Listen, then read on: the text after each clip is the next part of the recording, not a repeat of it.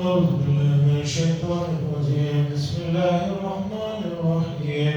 فلما ضرب ابن مريم مثلا إذا قومك منه يصدون وقالوا آلهتنا خير أم هو ما ضربوه لك إلا جدلا بل هم قوم خصمون إن هو إلا عبد أنعمنا عليه وجعلناه مثلا لبني إسرائيل ولو نشاء لجعلنا منكم ملائكة في الأرض يخلفون وإنه لعلم للساعة فلا تمترن بها واتبعوني هذا صراط مستقيم ولا يصدنكم الشيطان إنه لكم عدو مبين.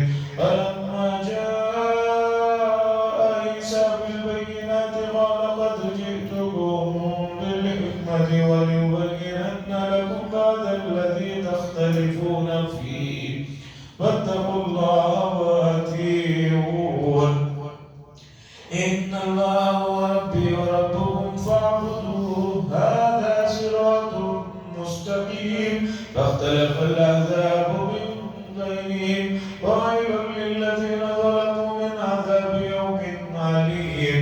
هل ينظرون إلا الساعة أن تأتيهم بغتة وهم لا يشعرون. الأخلاء يومئذ بعضهم لبعض عدو إلا المتقين. اللہ فرماتے ہیں اور جب آپ نے مریم کے بیٹے کی مثال پیش کی تو اچانک آپ کی قوم اس پر چیخنے چلانے شور کرنے لگی. یہ آیت کا ترجمہ ہوا. اب اس آیت کے پیچھے کے سیاق و سباق کو سمجھیں گے تو آیت کا ترجمہ اور مطلب سمجھنے میں آسانی ہوگی. اس کے شان نزول میں 3 روایتیں ذکر کی گئی ہیں.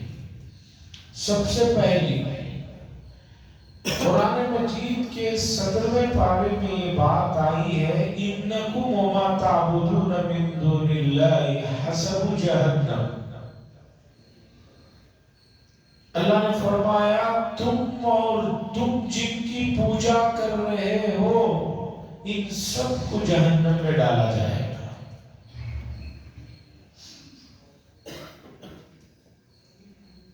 دوسرے نمبر پر رسول اللہ صلی اللہ علیہ وسلم نے ایک مرتبہ کفار سے کہا کہ تم جن کی پوجا کر رہے ہو ان میں کوئی خیر نہیں. یہ بات سننا تھا. مشرکین میں ایک آدمی تھا غالباً اس کا نام عبدالعزیز العزا. اس نے کہا یہ تو بڑے کام کی بات ہے. اب دیکھو میں ایسا کرتا ہوں کہ محمد صلی اللہ علیہ وسلم اور ان کے لوگ جو ہے خاموش ہو جائیں گے. لوگوں نے کہا کیا؟ اس نے کہا کہ یہ کہہ رہے ہیں جن کی تم پوجا کرتے ہو ان کو بھی اور تم کو بھی جہنم میں ڈالا جائے گا. اس کا مطلب یہ ہوا کہ عیسیٰ علیہ السلام کی جو لوگ پوجا کرتے ہیں اس کا مطلب عیسیٰ علیہ السلام کو جہنم میں ڈالا جائے گا. یہودی عزیر علیہ السلام کو اللہ کا بیٹا مانتے ہیں تو حضرت عزیر علیہ السلام کو بھی جہنم میں ڈالا جائے گا. اور یہ نبی تو ان لوگوں کی تعریف کرتے ہیں کہ یہ نبی تھے تو اس کا مطلب ان کو بھی ڈالا جائے گا. جب ان کو بھی ڈالا جائے گا تو ہمارے بھی معمولوں کو ڈالا جائے گا. اب بتاؤ کیا ہوگا؟ تو کفار بھی خوش ہو گئے کہ بھئی بڑے کام کی بات ہمارے آدمی نے ہمیں ایک مسئلہ پکڑ کے دیا ہے. تھوڑی دیر کے لیے خوش ہو گئے. تو یہ 2 واقعے ہوئے تو اس پر ہی آیت نازل ہوئی. اس میں یہ بات بتائی گئی کہ پہلے مسئلہ سمجھو. تم حضرت عیسیٰ علیہ السلام اور عزیر علیہ السلام کی جو مثال دے رہے ہو یہ بتاؤ کیا انہوں نے کبھی کہا کہ میری پوجا کرو؟ انہوں نے تو کہا نہیں. بلکہ بلکہ انہوں نے پوری زندگی اللہ کے ایک ہونے کا درس دیتے رہے، تو کیوں ان کو جہنم میں ڈالا گیا؟ کوئی سوال ہی نہیں کرتا۔ اور دوسری بات، اللہ تعالیٰ نے ان سب لوگوں کے لیے بہترین انجام پہلے سے طے کر دیا ہے، کیونکہ اللہ کو معلوم ہے کہ انہوں نے کچھ نہیں کیا۔ اب تم جن بتوں کو پوچھتے ہو اور وہ کہتے ہو یہ کہ بھی انہوں نے ہمیں پوچھنے کے لیے کہا، پتھروں کو، درختوں کو، ان سب کو ڈالا جائے گا، ان حضرات کو کیوں ڈالا جائے گا؟ اس لیے کہ انہوں نے کبھی یہ بات کہی ہی نہیں۔ اب باقی حضرت عیسیٰ علیہ السلام کے سلسلے میں جو لوگوں میں التباس ہو گیا کہ وہ بغیر باپ کے پیدا ہوئے، ان کو جو معبود سمجھنے لگے، اس کا آگے اللہ تبارک و تعالیٰ نے جواب دیا۔ تیسری روایت،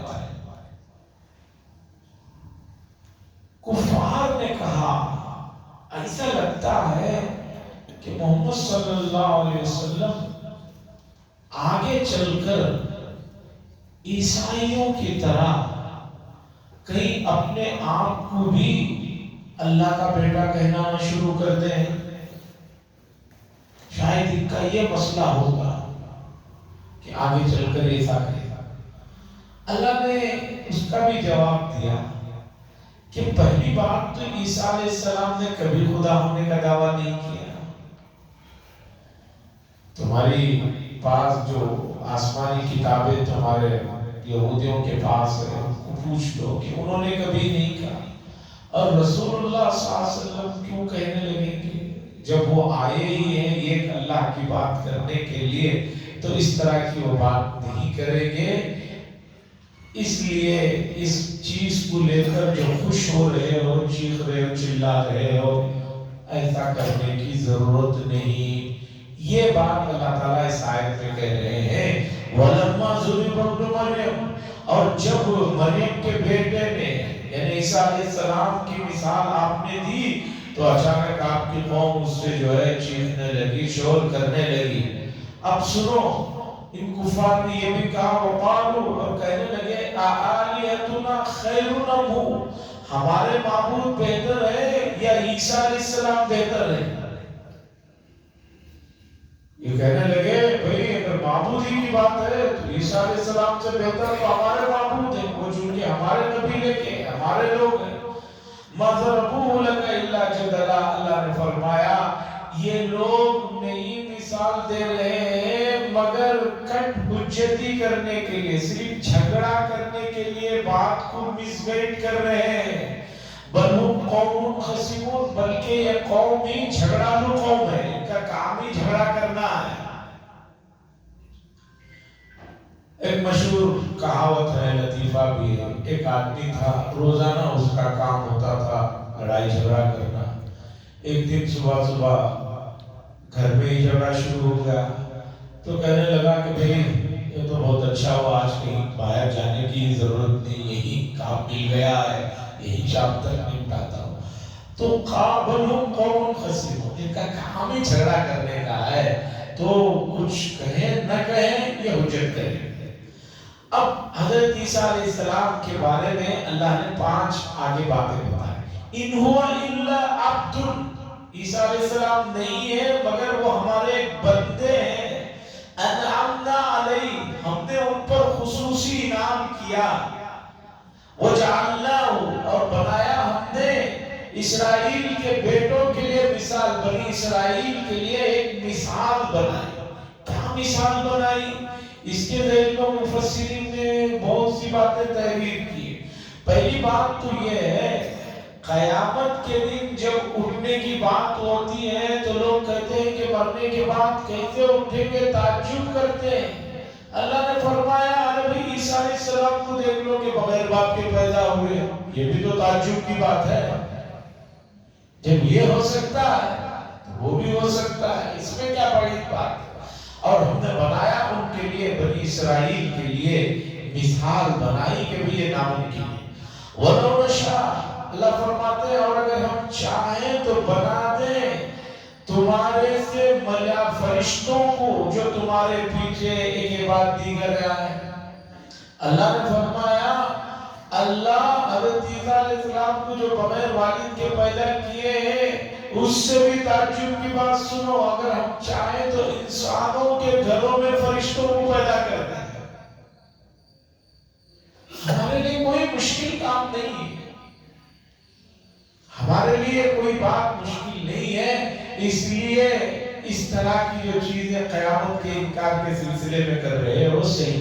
وَإِنَّهُ لَعِلْمٌ لِلسَّاعَةِ، اور وہ اگر وہ کی ضمیر عیسیٰ علیہ السلام کو مراد لیا جائے جیسے کہ بعض مفسرین کہتے ہیں، تو اللہ فرماتے ہیں وہ قیامت کا ایک علم ہے، ذریعہ ہے۔ حضرت عیسیٰ علیہ السلام قیامت کے لیے ایک علم ہے، ذریعہ ہے کہ بغیر باپ کے پیدا ہوئے، اور دوسرا قیامت کے قریب وہ آئیں گے۔ کون آئیں گے؟ حضرت عیسیٰ علیہ السلام آئیں گے۔ فَلَا تَمْتَرُنَّ بِهَا، اس میں شک مت کرو، وَاتَّبِعُونِ، اور نبی کہنے کہ میری اتباع کرو، هَذَا صِرَاطٌ مُسْتَقِیمٌ، میں سیدھا راستہ ہے۔ عیسیٰ علیہ السلام کا نزول قیامت کے قریب جو ہے، یہ قیامت کی بڑی نشانیوں میں سے ایک نشانی ہوگی، اور اس سلسلے میں تواتر کے ساتھ اتنے احادیثیں ثابت ہیں کہ جس کا انکار کرنے والا مومن نہیں ہو سکتا۔ کب آئیں گے؟ اللہ بہتر جانتا ہے۔ قیامت قریب کب آئیں گے؟ اللہ بہتر جانتا ہے۔ آپ کہیں گے کہ بہت سالوں سے تو ہم یہ بات سن رہے ہیں، یہ چیز آپ کے لیے وہ لمبی مدت ہو سکتی ہے، لیکن جو ہے قیامت کے اللہ کے یہاں اوقات کے سلسلے میں ایسی بات نہیں ہے۔ کوئی چیز کسی کے لیے بہت چھوٹی ہے، کسی کے لیے بہت بڑی ہے، ایسا مسئلہ ہے۔ وَلَا يَسُدَّنَّكُمُ الشَّيْطَانُ، اور شیطان کا کام ہے راستے کو روکنا، اس کا کام ہی ہے سیدھے راستے کو روکنا۔ کیوں؟ إِنَّهُ لَكُمْ عَدُوٌّ مُبِينٌ، اس لیے کہ وہ انسانوں کا کھلا دشمن ہے، اس کا کام دشمنی ہے۔ اللہ فرماتے ہیں وَلَمَّا جَاءَ عِیسیٰ، اور جب آئے عیسیٰ علیہ السلام واضح نشانیوں کو لے کر، قَالَ قَدْ جِئْتُكُمْ، اور حضرت عیسیٰ علیہ السلام نے کہا کہ میں آیا ہوں تمہارے پاس حکمت کو لے کر، یعنی اللہ کے پیام کو لے کر آیا ہوں، وَلِأُبَيِّنَنَّ لَكُمْ، اور تاکہ میں واضح کر دوں ان چیزوں میں جن میں تم لوگ بعض میں اختلاف کر رہے ہو، اسے سیدھا کرنے، درست بات بتانے کے لیے آیا ہوں۔ یہ عیسیٰ علیہ السلام ہے۔ عیسیٰ علیہ السلام بھی اصل میں بنی اسرائیل ہی کے آخری نبی ہیں۔ عیسیٰ علیہ السلام جو ہے یہ بھی بنی اسرائیل ہی کے نبوت کی آخری کڑی ہے، اور حضرت عیسیٰ علیہ السلام جب آئے تو یہودیوں میں کئی گروہ ہو گئے تھے۔ ایک گروہ کہتا تھا عیسیٰ علیہ السلام اللہ کے بیٹے ہیں، ایک گروہ کہتا تھا نہیں خود عیسیٰ علیہ السلام اللہ ہے، اور ایک گروہ کہتا تھا نہیں یہ تین جو ہے مل کر ایک خدا ہے، عیسیٰ علیہ السلام، حضرت مریم اور روح القدس جبریل، یہ تینوں مل کر ایک خدا ہے۔ آج تک یہ مسئلہ ان کے یہاں حل نہیں ہوا کہ عیسیٰ علیہ السلام کے سلسلے میں جو یہ بات کہتے ہیں تینوں مل کر ایک خدا، تو کیا اس کا مطلب کیا ہے؟ یعنی تین کونی ایک بادشاہت ہے، یہ کیا ہے؟ ان کے خود مذہب کے لوگ اس پر آج تک کوئی واضح بات نہیں کہتے۔ یہ ایسا مسئلہ ہے کہ جس میں یہ بھی بھٹک رہے ہیں اور دوسروں کو بھی بھٹکا رہے ہیں، اور مسئلہ یہ ہے کہ عیسائیوں کی جو تحریف اور ان میں ان کے اپنے مذہبی کتابوں میں جو رد و بدل ہوا ہے وہ اتنا زیادہ ہو گیا ہے کہ اب اس میں سچائی بہت دور کہیں جا کر دب کر رہ گئی ہے۔ میں نے پہلے بھی یہ واقعہ سنایا تھا، اب بھی سناتا ہوں، کیونکہ آج بھی یورپ میں اور دوسرے ملکوں میں جہاں عیسائی ہیں وہاں پر یہ رواج ہے، یہاں بھی رواج ہے۔ کیا کہ ایک آدمی پوپ کے پاس جا کر، ان کے مذہبی جو بڑا آدمی ہوتا ہے اس کے پاس جا کر گناہوں کا اعتراف کرتا ہے۔ درمیان میں یہ اس کی صورت نہیں دیکھتے، وہ اس کی صورت نہیں دیکھتے، ایک باکس بنا ہوا ہوتا ہے، اس میں جا کر آدمی کھڑے ہو کر کہتا ہے کہ میں نے یہ گناہ کیا، پھر ان کے وہ جو بڑے ہوتے ہیں وہ بتاتے ہیں کہ ٹھیک ہے ہم گارڈ سے بات کر کے مسئلہ حل کر دیں گے، اس طرح۔ ایک بات تو یہ، اور دوسری بات ان کے یہاں آج بھی کوئی آدمی مرنے کے بعد جنت میں جانا چاہتا ہے تو اس کے لیے یہیں سے پہلے سے جو ہے ٹکٹ لینی پڑتی ہے۔ ان کے لوگ ٹکٹ دیتے رہتے ہیں پیسے لے کر کے بھئی اتنے پیسے دو، ہم تمہیں وہاں جنت میں تمہارے لیے پلاٹ خرید کے دے دیتے ہیں۔ بہت پہلے کا واقعہ، عیسائیوں میں ایک عقل مند آدمی اٹھ کر اس نے ان لوگوں کی دھوکے بازیوں کو، ان کے اس طرح کے فراڈ کو ختم کرنے کے لیے اس نے ان کے سب سے بڑے مذہبی آدمی کے پاس جا کر کہنے لگا میں آپ سے پوری جہنم خریدنا چاہتا ہوں۔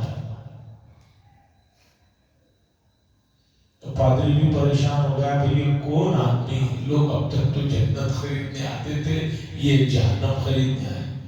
اس نے کہا دیکھیے آپ تو گارڈ کے آدمی ہیں، مجھے جنت سے کوئی دلچسپی نہیں ہے، مجھے پوری جہنم خریدنا چاہتا ہوں، مجھے کیا اس کی قیمت بتائیے میں دے دیتا ہوں۔ پادری نے کوئی قیمت بتائی، اس نے وہ قیمت دی، پھر وہ تحریری طور پر پیپر میں لکھ کر دے دیا کہ بھئی یہ جہنم ان کی ہے۔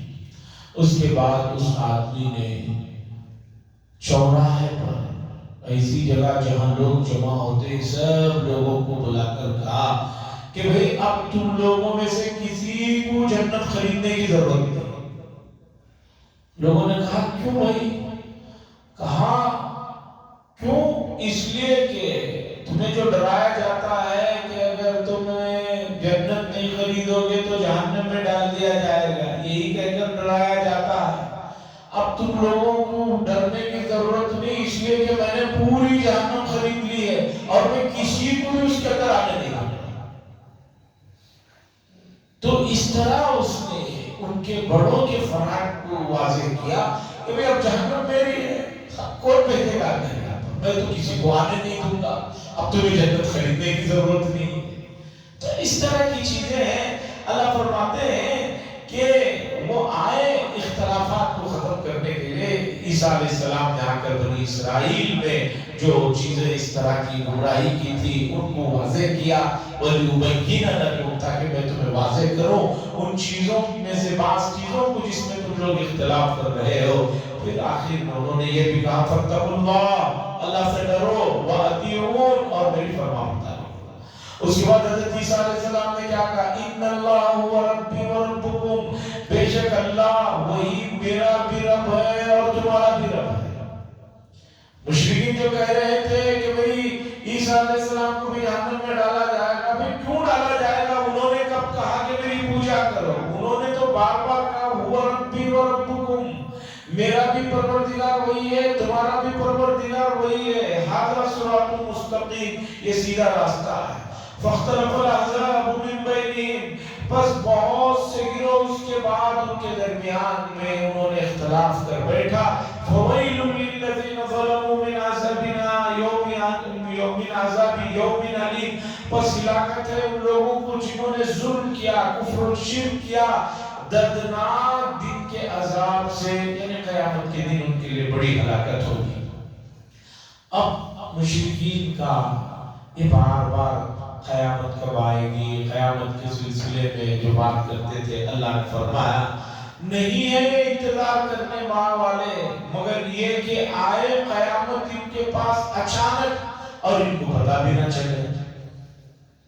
یہ چاہتے ہیں کہ قیامت اچانک آ جائے، اس انتظار میں ہے اور ان کو کوئی اس کی پرواہ نہیں ہے۔ تو آتی تو اچانک ہی ہے قیامت، مصیبت چھوٹی ہو یا بڑی پوچھ کر تھوڑی آتی ہے۔ آدمی سوتا ہے، تندرست ہے، اچھے خاصے جم کو جانے والے لوگ ہیں، صبح پتہ چلتا ہے کہ بھی ہارٹ اٹیک آ گیا، یا اسی طریقے پر موت ہے۔ کتنے لوگوں کی موت ہے کہ جس کے بارے میں سوچا بھی نہیں تھا، اچانک موت ہو جاتی ہے، تو وہ اچانک ہی ہوتا ہے۔ اب آگے اللہ فرماتے ہیں، یہ آیت بڑی اہم آیت ہے، الْأَخِلَّاءُ يَوْمَئِذٍ بَعْضُهُمْ لِبَعْضٍ عَدُوٌّ إِلَّا الْمُتَّقِينَ، اس دن تمام کے تمام دوست دشمن بن جائیں گے سوائے متقی لوگوں کے۔ یہاں متقیوں کے مومنین کے علاوہ جتنے بھی لوگ ہیں قیامت کا دن وہ پوری دوستیاں ختم، وہاں ایک دوسرے کے دشمن ہو جائیں گے۔ ابن کثیر رحمۃ اللہ علیہ نے روایت نقل فرمائی ہے کہ جب ایک دو مومن اور دو کافروں کی مثال بیان کی کہ دو مومن تھے، ان میں سے ایک مومن کا انتقال ہوا تو اس میں اللہ نے اسے جب جنت اور جنت کی چیزوں کی سیر کرائی اور کہا یہ تمہیں سب کچھ ملنے والا ہے، تو اس آدمی نے اللہ سے کہا اے اللہ میرا ایک دوست بھی دنیا میں ہے، وہ مجھے ہمیشہ اچھائیوں کی طرف، نماز کی طرف، دینداری کی طرف دعوت دیتا تھا، اے اللہ وہ میرا بڑا اچھا دوست ہے، اے اللہ اسے بھی ان چیزوں سے نواز دے اور ہدایت پر اس کا خاتمہ فرما، وہ اللہ سے سفارش کرے۔ یہاں تک کہ اس مومن کا بھی انتقال ہوگا تو اللہ تعالیٰ اس مومن سے اس کے بارے میں پوچھیں گے بھئی تمہارا ایک ساتھی اس کے بارے میں تمہارا کیا خیال ہے؟ وہ مومن بعد میں آنے والا وہ کہے گا میرا اچھا دوست تھا، میں جب کہتا تو بات سنتا تھا، تو اللہ فرمائیں گے اس نے تمہارے لیے تعریف کی، سفارش کی، اور تم اس کے لیے سفارش کر رہے ہو، دونوں کے لیے جنت۔ اور حدیث میں ہے کہ دو کافر دوست، اس میں سے ایک مر گیا اور مرتے ہی اسے جو جہنم اور جو تکلیفوں کی جو چیزیں دکھائی گئی تو اس سے پوچھا گیا کہ بھئی تمہارا کیا خیال ہے، تم کیا کہتے ہو؟ وہ کافر کہے گا اللہ دنیا میں میرا ایک بدبخت دوست تھا، میں اچھا بننا بھی چاہ رہا تھا تو اس نے مجھے بگاڑ کے رکھا تھا، مجھے بری صحبتوں میں لگا کے رکھا تھا، اے اللہ کسی بھی طرح اسے ایمان مت دینا اور اسے جو ہے اسی حالت میں اور اس سے بدترین عذاب سے دوچار کر۔ حدیث میں آیا کہ پھر اس آدمی کا، اس کافر کا بھی انتقال ہوگا، اللہ اس سے پوچھیں گے کہ بھی تمہارے فلاں دوست کے بارے میں کیا خیال ہے؟ وہ کہے گا اللہ بڑا ہی نالائق تھا، بڑا برا تھا، اس کی وجہ سے میں بگڑا۔ وہ پہلے نے کہا تھا کہ اس کی وجہ سے میں بگڑا، اب یہ کہے گا کہ میری وجہ سے اس نے بگڑا۔ دنیا میں بھی دیکھتے ہیں جب کوئی آدمی مصیبت میں گرفتار ہوتا ہے تو ہر ایک دوسرے پر ٹالتا ہے، تو کہے گا کہ اسے بہت سخت سزا دینا۔ اللہ فرمائیں گے لو اسے کیا تم بھی ساتھ میں رہو، دونوں کو بھی ساتھ میں رہو۔ یہ آیت میں اللہ فرما رہے اللہ خلا گہری دوستیاں اس دن، گہرے دوست، اللہ خلا بہت گہرے دوست، جیسے آج کل بگڑ رہے ہیں بیٹھ کر بیڑی سگریٹ بھی ایک ہی میں دو دو پیتے ہیں بیٹھ کر، کوئی برے کام میں جاتے ہیں تو ساتھ میں لے کر جاتے ہیں۔ یہ جو گہری دوستیاں ہیں اس دن ایک دوسرے کے بڑے گہرے دشمن ہوں گے متقی حضرات کے۔ میں تو کہتا ہوں دنیا میں بھی آپ مثال دیکھ لیجئے کہ بہت سے موقع ایسے ملتے ہیں کہ جس میں آپ کو مصیبت کے وقت میں آپ کے قریبی لوگ چھوڑ دیتے ہیں۔ ایئرپورٹوں میں تو بہت نظارہ دیکھنے کو ملتا ہے کہ بھئی تمہارے پاس سامان کم ہے، ذرا ہمارا بھی سامان لے لو، ساتھ میں مل کے ڈالیں گے، 5 آدمی کا گروپ ڈالیں گے تاکہ سب کا سامان نکل جائے۔ حاجی صاحب کہہ دیتے نہیں بھائی آپ اپنا اپنا دیکھو، ہم اپنا اپنا دیکھیں۔ کسی کے پاس کوئی غلط چیز مل گئی ایئرپورٹ میں، دوسرا آدمی صاحب منع کر دیتا میں تو جانتا بھی نہیں۔ تو اسی طرح کی حالت ہے۔ اور میں نے پہلے بھی یہ واقعہ سنایا کہ مینا میں آگ کا حادثہ ہوا 1997، 8ویں تاریخ کو ڈیروں میں آگ لگ گئی، بھاگا بھاگی ہو رہی تھی حماقت سے اپنے لوگوں کی، اس لیے کہ ہر وقت ان کو چائے چاہیے، جتنا بھی بنا کر وہ چھپا کر گیس کے چھوٹے چھوٹے چولہے لے کر جاتے تھے، گرمی کا سیزن تھا، کپڑے کے ڈیرے ہوتے تھے، اب تو آگ پروف ہے، پہلے ایسے نہیں تھے، آگ لگ گئی، بھاگم بھاگی ہو رہی تھی۔ تو 9ویں تاریخ کی صبح میں ہمارے بنگلور کے ایک دوست ملے، تو دیکھا ان کے پیروں میں کالا کپڑا بندھا ہوا ہے. میں نے پوچھا ہاں کہ یہ کیا ہے؟ کہنے لگے بھاگ رہا تھا آگ کی وجہ سے، بیوی کے برقعے کی اوڑھنی مل گئی، چپل تو ہے نہیں، اسی کو پھاڑ کے باندھ لیا ہوں گرمی سے بچنے کے لیے. میں نے کہا خیر اب آگے بتائیے کہ آپ کے گھر والے کہاں ہیں؟ کہا مجھے نہیں معلوم، میں کدھر موقع ملا میں ادھر بھاگ گیا، وہ بھی کدھر بھاگ گئے ہوں گے، دیکھیں گے حج کے بعد ملے تو پھر بات چیت کریں گے. اتنا قریبی رشتہ، تھوڑی سی مشکل آئی، آدمی کہہ رہا ہے کہ دیکھ لیں گے بعد میں دیکھ لیں گے. تو قیامت کا دن متقی حضرات کے علاوہ باقی سب رشتے ختم ہو جائیں گے. اس لیے حدیث میں اللہ والوں سے یعنی متقی حضرات سے رابطہ بناؤ تاکہ وہاں سفارش کر سکیں، کسی بہانے سے جو ہے کام آ سکے. اور حدیث میں بھی ہے کہ اللہ والوں کے ساتھ رہو، اس لیے کہ آدمی اللہ والوں کے ساتھ رہے گا تو اس کا کچھ نہ کچھ اثر اچھا آئے گا، اچھا اثر لینا چاہیے. ماں باپ بھی بچوں سے کیا کہتے ہیں؟ اچھے دوستوں سے ملو، ذہین بچوں کے ساتھ بیٹھو تاکہ تمہیں بھی کچھ پڑھنا لکھنا آ جائے. اللہ فرماتے ہیں یا عبادی لا خوف علیکم، اللہ فرماتے ہیں میرے بندو یعنی متقی حضرات کو تمہارے لیے کوئی آج خوف نہیں ہے، ولا انتم تحزنون، اور تمہیں کوئی غمزدہ ہونے کی ضرورت نہیں ہے. وہ لوگ الذین آمنوا بآیاتنا، وہ لوگ جنہوں نے ہماری آیتوں پر ایمان لایا، وہ کانوا مسلمین، اور وہ تھے فرما بردار. مسلمان کے معنی یہ فرما بردار، اللہ کی بات سنی فوراً مان لیا. ادخلوا الجنہ، داخل ہو جاؤ جنت میں تم اور تمہاری بیویاں، تحبرون، خوش و خرم. تحبرون کا ترجمہ خوش و خرم سے بھی کیا ہے، اور ابن عباس نے کہا تکرمون، اعزاز کے ساتھ داخل کیا جائے گا. ایسا نہیں کہ کسی جگہ آپ دعوت میں چلے گئے تو وہ کہے گا بھائی بھائی گئے ہو بن بلائے چلو کھا لو کچھ. یہ بھی طریقہ ہوتا ہے. اور ایک ہوتا ہے اعزاز، پروٹوکول کے ساتھ آپ کو جو ہے جنت میں داخل کیا جائے گا. یطاف علیہم بصحاف من ذهب واکواب، اور وہاں پر ان پر چلیں گے سونے کے جو ہے کاسے یعنی گلاس، اور دوسری چیزوں میں جو ہے سونے کی چیزوں سے ان کو پلایا جائے گا. سونا اور چاندی دنیا میں حرام ہے، ریشم مردوں کے لیے دنیا میں حرام ہے، لیکن قیامت کے دن سونے چاندی کے گلاسوں میں، برتنوں میں ان کو پلایا جائے گا. دور چلے گا، شراب پلایا جائے گا. لفظ شراب سے آپ یہ نہ سوچیں جیسے یہاں لوگ آدمی شراب پیتے ہیں تو موریوں میں، کھڈوں میں، وہاں یہاں پڑے رہتے ہیں، بےہودہ بکواس کرنے لگتے رہتے ہیں، دین دنیا کا کچھ پتہ نہیں چلتا. یہ نامعقول قسم کی شراب ہے. شراب وہ ہے کہ جس سے آدمی نہ بہکے.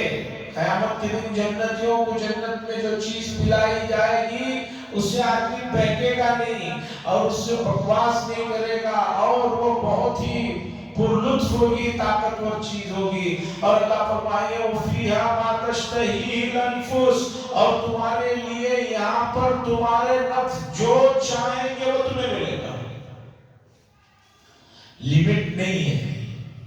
بہت ساری جگہ دھوکہ ہوا، ہمیں بھی دھوکہ ہوا، آپ کو بھی واسطہ پڑا ہوگا کہ بھئی بفے سسٹم ہے، انلیمیٹڈ ہے، جتنا چاہے کھا سکتے ہیں.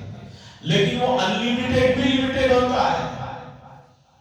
بعض دعوتیں ایسی رہی یا بعض ہوٹلوں میں باہر اعلان رہتا ہے 1000 روپے انلیمیٹڈ. اندر جائیے، ہر چیز انلیمیٹڈ نہیں ہوتی. چاول اور دال انلیمیٹڈ ہے، جتنا چاہے آپ لوگ کھا لو. آپ مچھی کے پاس جائیں گے وہ شروع میں 1 پیس یا 2 پیس ڈالیں گے، پھر آپ تھوڑی دیر کے بعد مچھی کے پاس آئیں گے کہیں گے کہ نہیں یہ لیمٹ ہے، اتنی ہی چیز ہے، اس سے زیادہ یہاں نہیں. پھر انلیمیٹڈ کیا لکھے؟ دیکھیے وہاں اچار رکھا ہوا ہے، پاپڑ رکھے ہوئے، چلے جائیے اس طرف چلے جائے، روٹی رکھی ہوئی ہے، چٹنیاں رکھی ہوئی ہیں. تو اللہ فرمائے وَفِيهَا مَا تَشْتَهِيهِ الْأَنفُسُ، اور تمہارا دل جو چاہے گا اس میں تمہیں اختیار دیا جائے گا. وَتَلَذُّ الْأَعْيُنُ، اور تمہاری آنکھوں کو ٹھنڈک اور لذت ملے گی. وَأَنْتُمْ فِيهَا خَالِدُونَ، اور اس میں تم ہمیشہ ہمیشہ رہو گے. یہ بھی خوبی ہے جنت کی اور جنت کی مہمان نوازی کی کہ وہاں پرماننٹ رکھا جاتا ہے. ایسا نہیں ہے کہ ابھی آپ آئے ہیں جلدی کے لیے آپ کو یہ اسپیشل روم دیا گیا ہے, تھوڑی دیر یہاں رہیے پھر روم سیٹ ہوگی 2 دن کے بعد آپ کو وہاں شفٹ کر دیا جائے گا. ایسا نہیں ہے. جہاں آپ کو رکھا جائے گا وہاں پرماننٹ رکھا جائے گا, اور وہاں کے جو جنت کے باغات ہیں, محلات ہیں, وہاں کے جو کمرے ہیں, وہاں کی جو چیزیں ہیں, اس کی جھلک اگر آپ کو محسوس کرنا ہے یا دیکھنا ہے تو عرب کے اندر بہت سارے جو بڑے لوگوں کے محلات ہیں اس کی صرف جھلک دیکھ لیجئے. وہ محلات بھی قیامت میں جنت میں دیے جانے والے محلات کے سامنے زیرو ہوں گے. آپ حیران ہوں گے عربوں کے بڑے لوگوں کے محلات میں ان لوگوں کی دیکھیے کیا عالم ہے جو وہاں خصوصی خدمت میں ہے. ان لوگوں نے بتایا اور تصدیق بھی ہوئی, حماموں کے اندر, بیت الخلا کے اندر نلے تک وہاں کے سونے کے ہیں. ایک نل بھی مل گیا تو 2-3 کیجی سونا ہے آدمی کا تو پوری زندگی خاندان چل جائے. کموڈ سونے کے ہیں, کاروں کی باڑیاں تک جو ہے ان کو سونے کی بنا کے.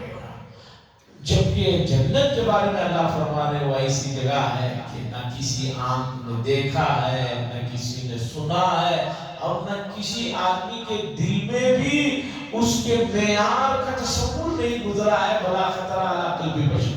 ہمارا زیادہ سے زیادہ معیار کتنا ہوگا وہاں تک جا کر ہم سوچ کر کھڑے ہو جائیں. اب جیسے مثال کے طور پر ہمارے ملک میں جو صدر کا عہدہ ہوتا ہے ملک کا, ان کو جو رہنے کے لیے رہائش گاہ دی ہوئی ہے, کبھی آپ اس کے بارے میں جانیے. 365 بڑے کمرے ہیں, اندر گرونے اور خدا جانے کیا کیا ہے. جب یہ انسان کو اتنا کچھ اس کے عہدے کی وجہ سے یہاں پر لوگ دے رہے ہیں تو قیامت کے دن اللہ کی جو مہمان نوازی ہوگی اس کا کیا میں اور آپ ادراک کریں گے. اللہ سے دعا کرتے ہیں اللہ تبارک و تعالی ہم لوگوں کو محض اپنے فضل و کرم سے وہاں پر داخل فرمائے اور اس دن کی سختیوں سے ہم سب کی حفاظت فرمائے. وآخر دعوانا الحمدللہ رب العالمین. لك الحمد والشكر اللهم صل على سيدنا شفيعنا نبينا حبيبنا مولانا محمد وعلى وسلم. اللهم انت السلام منك السلام تبارك يا ذا الجلال والاكرام. ربنا تقبل منا ما كان صالحا واصلح لنا ما كان فاسدا. صلى الله تعالى وسلم على خير خلقه محمد وعلى اله وصحبه اجمعين والحمد لله.